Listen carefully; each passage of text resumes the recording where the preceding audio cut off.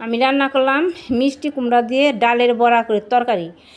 এই ডালের বড়া করে মিষ্টি কুমড়া দিয়ে তরকারিটা করার জন্য আমি 1 কাপ ডাল, মটরের ডাল কিন্তু পরিষ্কার করে ধুয়ে ভিজিয়ে রাখছিলাম। তারপর ডালটা যখন আমি ভিজে গেছে 1 ঘন্টা পর আমি ডালটা বাইটে নিছি, পাটায় বাইটে ডালের মতো পরিমাণ মতো হলুদ, লবণ আর সামান্য একটু মরিচ বাটা দিয়ে আমি কিন্তু ডাল বাটাটা বড়া করে নিছি। বড়া করে ডালের বড়া করে তারপরে কিন্তু এই তরকারিটা দিয়ে আমি রান্না করব।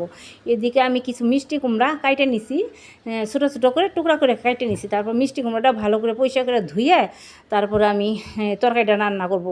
আমি তেলে দিছি জিরা, জিরা দিয়ে আমি কিন্তু মিষ্টি কুমড়াটা দিয়ে দিছি, দিয়ে ভালো করে একটু সামান্য কষিয়ে নিয়ে তারপরে কিন্তু আমি মশলা দিছি 1 চামচ জিরার গুঁড়া, টেবিল চামচের 1 চামচ ধনিয়ার গুঁড়া, পরিমাণ মতো হলুদ, পরিমাণ মতো লবণ আর দিয়ে দিছি কাঁচা লঙ্কা।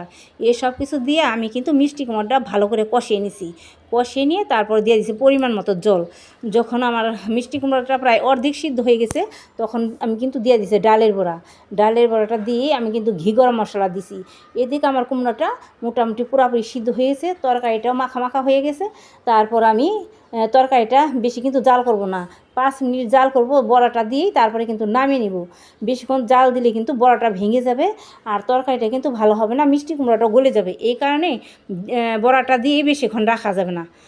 আমার এই বড়ার দিয়ে মিষ্টি কুমড়ার তরকারিটা যদি ভালো লেগে থাকে তাহলে আমার পেজটি সাবস্ক্রাইব করে আমার ভিডিওতে একটা লাইক করবেন।